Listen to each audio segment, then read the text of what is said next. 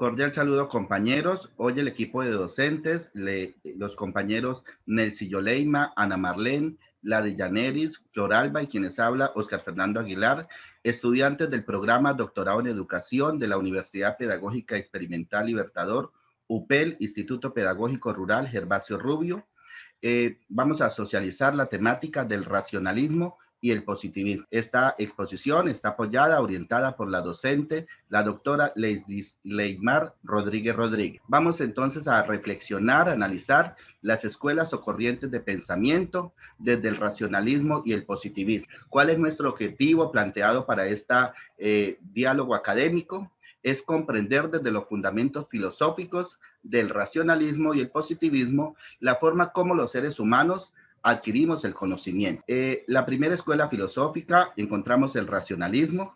Esta escuela filosófica tiene el origen del racionalismo, se halla en la revolución científica del siglo XVII. El racionalismo aquí pone en juego, pone en cuestionamiento cuál es el origen y el fundamento del conocimiento. Proviene del término latín ratio, que es conocimiento.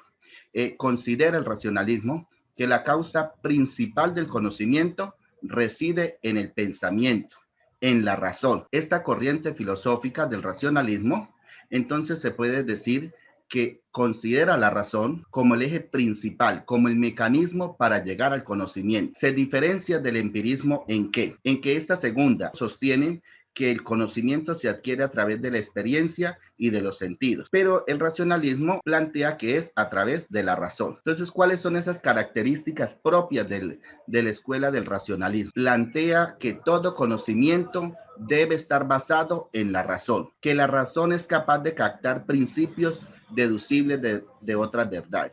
Es decir, que el ser humano, que cada uno de nosotros, a través de la razón, podemos deducir otras verdades. ¿Qué plantea el racionalismo acá?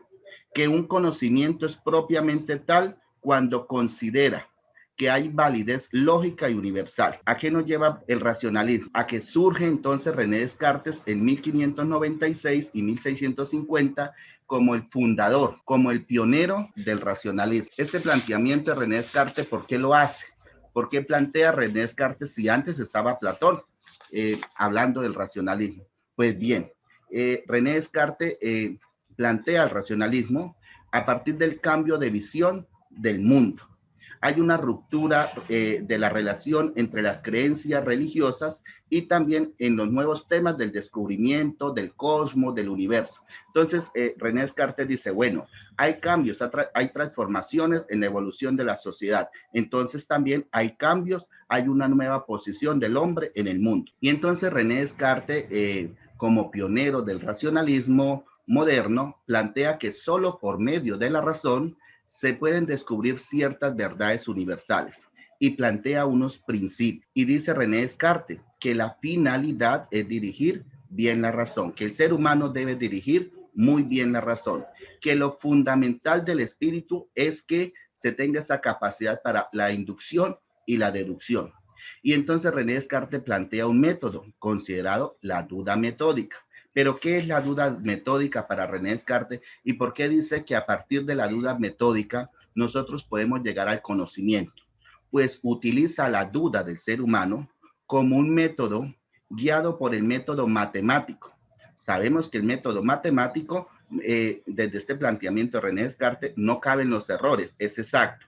Entonces René Descartes dice que la duda metódica me lleva a la exactitud del conocimiento, siendo la duda que tenemos todos como ese filtro que nos permite deducir sí o no una proposición, sí o no una hipótesis es real y se puede convertir en conocimiento. Entonces dice que se debe descubrir si una proposición es verdadera o falsa, que los seres humanos construimos una duda, que reflexionamos y le damos una validez universal.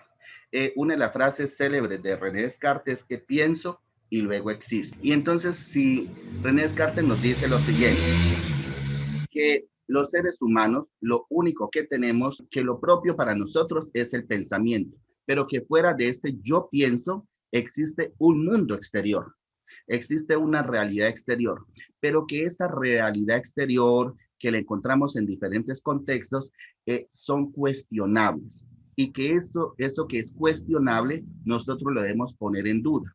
Es decir, que es conocimiento lo que yo pienso, pero lo que está en ese mundo exterior es dudable, es cuestionable. Y entonces, si lo que está en el mundo exterior es cuestionable, es dudable, entonces René Descartes nos plantea el discurso del método. Dice, ala, si estamos dudando de lo que es exterior sobre el conocimiento, entonces, ¿cómo comprobamos que eso es real, lo que está en ese mundo exterior? Entonces, debemos tener una evidencia, debemos tener un análisis de lo que está en ese mundo exterior, debemos deducir y comprobar. Son esos 4 elementos categóricos que René Descartes plantea en el discurso del método: la evidencia, el análisis, la deducción y la comprobación. Una vez surja estas transformaciones, podemos decir que nuestras dudas ya son despejadas. Entonces dice René Descartes, si tenemos dudas, vamos a analizar y vamos a sintetizar las realidades exteriores, es decir, las hipótesis que hay en ese mundo exterior. Vamos a analizar las afirmaciones que hay en el mundo exterior. Y dice, ¿cómo lo analizamos? A través de la evidencia, de lo evidente y el análisis, que esto me lleva a la intuición. ¿Qué viene a ser entonces la intuición para René Descartes? Conocer, comprender o percibir. Y dice que nosotros con la duda metódica podemos sintetizar. ¿Y qué sintetizamos? Lo que inferimos, cuando comprobamos, cuando hacemos deducciones, podemos llegar a decir sí o no un conocimiento es real. Este planteamiento del discurso metódico y de las reglas del método cartesiano propuesto por Descartes nos lleva a concluir que la duda metódica propuesta por Descartes sirve para comprobar que nuestras creencias son ciertas. Y si comprobamos a través de la duda que nuestras creencias, que lo que está en el mundo exterior es cierto, lo podemos considerar conocimiento. Descartes, por su parte, considera que el principal método para alcanzar la verdad, en la medida que somos capaces de conseguirla. ¿Qué quiere decir esto? Que la duda que se tiene respecto a los conocimientos exteriores exigen una transformación, exige una modelación entre lo evidente, el análisis, la deducción y comprobación. Vamos a estudiar entonces y analizar el pensamiento filosófico de Karl Popper entre 1902 y 1994. Karl Popper ya es un filósofo mucho más moderno, pero muy cuestionado. ¿Por qué? Porque es que mira, Karl Popper, él plantea su teoría del racionalismo crítico o el falsacionismo o la falsedad. ¿Qué dice Karl Popper? Ya nos habla sobre las teorías científicas para llegar al conocimiento. Pero Karl Popper menciona, las teorías científicas no pueden ser verificadas por la experiencia, pero sí se pueden falsear por una experiencia. Karl Popper menciona que los enunciados pueden someterse a cualquier tipo de falsación. Todos los enunciados, las hipótesis, las proposiciones que hacen una teoría pueden ser falseadas. Entonces, Karl Popper nos plantea que la investigación científica no parte de la observación, sino de la problematización, y nos lleva a señalar que la ciencia debe estar dispuesta a la refutación y a la crítica. Entonces, todo lo que se critica no es la teoría, son aquellos hechos, son aquellas hipótesis, son aquellas afirmaciones que pueden ser falseadas, pueden ser criticadas. Y entonces Karl Popper nos propone el método hipotético deductivo, que es, entre comillas, llamado la falsación o la falsedad. Entonces Karl Popper aquí sostiene que el conocimiento, muy importante tener en cuenta este planteamiento, que el conocimiento no comienza ni lo con lo que observamos, ni siquiera con la percepción, ni siquiera con lo que cada uno de nosotros percibimos, ahí no comienza el conocimiento, ni con la recopilación de la información, pero sí en una contradicción entre los hechos y la teoría. Lo que se cuestiona en el método hipotético deductivo son los hechos que llevan a la teoría. Entonces dice Karl Popper, bueno, si cuestionamos los hechos, las proposiciones, las afirmaciones, los constructos de una teoría, entonces se deben plantear unas hipótesis como soluciones provisionales, que estas hipótesis nosotros debemos plantearlas, debemos validarlas a través de diferentes instrumentos para llegar a ser teoría. Pero Karl Popper nos dice, toda teoría debe ser refutada, debe ser criticada, debe llevar a la reflexión. Y ahora bien, para los que estamos en proceso de construcción de investigación, como lo estamos en este momento los estudiantes del doctorado en educación de la Universidad UPEI, si Karl Popper nos dice que los hechos, que las hipótesis pueden ser falseadas, entonces, ¿cuándo una investigación, cuándo un constructo teórico es exitoso? ¿Cuándo se puede decir que nuestras teorías educativas, que las teorías en la medicina, las teorías en las ciencias, son exitosas? Entonces, Karl Popper efectivamente dice, una teoría es exitosa siempre y cuando supere todos los experimentos de falsibilización, o sea, todos los experimentos que se hagan a esos hechos de la teoría que sean falseables. Karl Popper también nos dice que una teoría exitosa es cuando explica un amplio rango de fenómenos, es decir, no solamente está sometida a una visión, sino hay una, se puede plantear desde lo sociológico, lo filosófico, lo psicológico, lo antropológico, es decir, nuestra teoría debe ser amplia. Esto es muy importante plantearlo para nuestros constructos teóricos en el proceso de tesis doctoral. Tiene poder predictivo. Las teorías deben tener poder predictivo según el racionalismo crítico de Karl Popper. Y dice que una teoría es exitosa si valora críticamente las problemáticas. Debe haber una crítica, debe ser una reflexión sobre las problemáticas e ir en busca de esa solución. Muy bien, a continuación vamos a plantear qué es el pensamiento del positivismo. Entonces, para cambiar de escuela filosófica, pasamos al positivismo. Esta escuela lo que nos dice es que el conocimiento se deriva de la experiencia y de los sentidos. ¿Qué es el positivismo? Es una corriente filosófica que plantea una postura totalmente contraria a la que acabamos de ver sobre la manera como el ser humano llega al conocimiento. El positivismo afirma que el conocimiento auténtico es el conocimiento científico.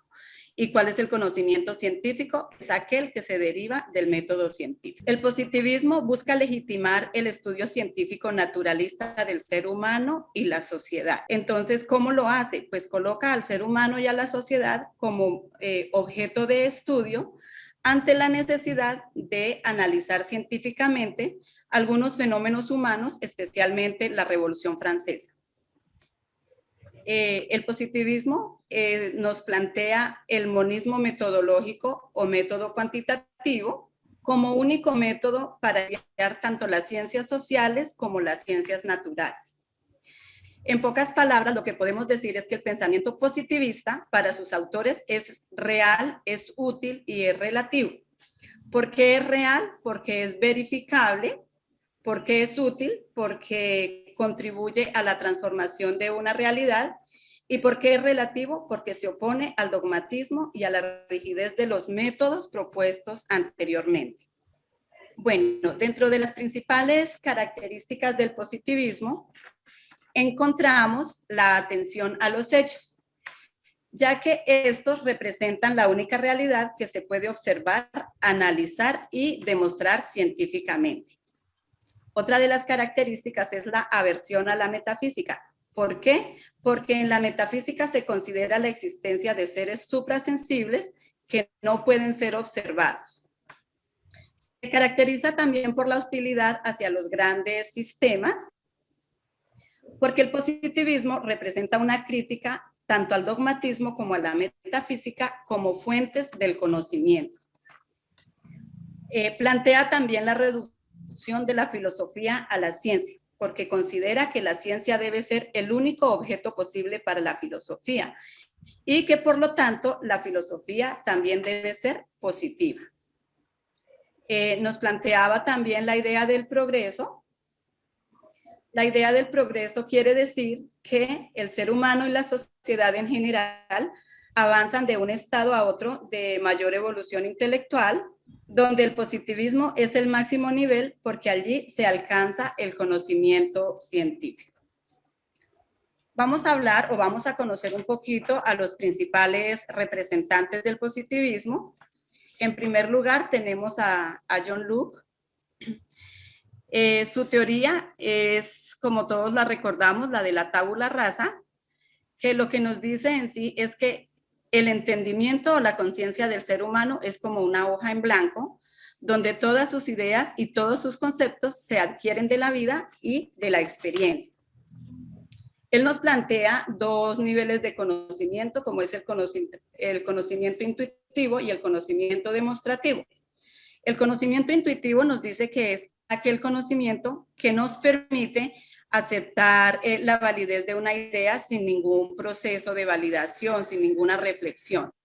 Mientras que el conocimiento demostrativo es aquel al que se llega a través de un razonamiento o de un concurso de ideas, y que este conocimiento demostrativo corresponde específicamente al conocimiento matemático. Tenemos también a David Hume, quien nos plantea su teoría principal, que reside en la asociación de las ideas. ¿Qué dice la teoría de la asociación de las ideas? Que no hay ideas innatas, sino que todas nuestras ideas provienen de la naturaleza sensible, lo que quiere decir que todo conocimiento es una percepción. David Hume nos plantea dos tipos de ideas, las ideas simples y las ideas complejas. ¿Cuáles son las ideas simples? Las que captamos a través de nuestros sentidos, como las características de las cosas, y las ideas complejas son las que corresponden a una asociación de ideas simples, pero que además requieren de un razonamiento. Entonces, ¿cuál sería un ejemplo de ideas simples? Si yo digo, por ejemplo, rojo, redondo y dulce, eso serían ideas simples. Y una idea compleja sería llegar entonces a asociar estas ideas para llegar al concepto de la manzana. Bueno, otro de nuestros autores del positivismo o de los representantes es Augusto Comte, quien representa, es el mayor representante de esta escuela filosófica y además es el precursor de la sociología. Augusto Comte nos plantea la ley de los tres estados. En algunos textos lo encontramos como los tres estadios, donde cada uno de estos estados lo que representa es un nivel del desarrollo intelectual del ser humano y de la sociedad. Entonces, estos tres estados son el estado teológico o ficticio, el estado metafísico o abstracto y el estado científico o positivo. ¿En qué consiste cada uno de estos estados? Entonces nos dice que el estado teológico o el estado ficticio es aquel en el que el hombre representó los diferentes fenómenos de la naturaleza, asociándolos a influencias sobrenaturales. Es así como creó la mitología y las representaciones fantásticas del universo. El segundo nivel es el nivel metafísico o abstracto, donde nos dice que el ser humano, a través de la metafísica, intenta explicar la naturaleza de los seres, su esencia y sus causas. Y en tercer lugar, o el tercer nivel o máximo nivel de desarrollo intelectual del ser humano, aparece aquí en el estado científico o positivo, o en el positivismo, que es la escuela que estamos mirando en este momento. Y nos dice que ¿por qué es el máximo nivel? Porque es aquel en el que la humanidad alcanza la madurez intelectual, ya que con el planteamiento del método científico alcanza el conocimiento científico, que se obtiene por medio de la observación, de la experimentación y del razonamiento matemático. Entonces, Comte pone en el centro del estado teológico o ficticio a Dios, o a los diferentes dioses o a los seres sobrenaturales. En el centro del estado metafísico coloca a la naturaleza propia de las cosas, y en el centro del estado científico o positivo está el método científico.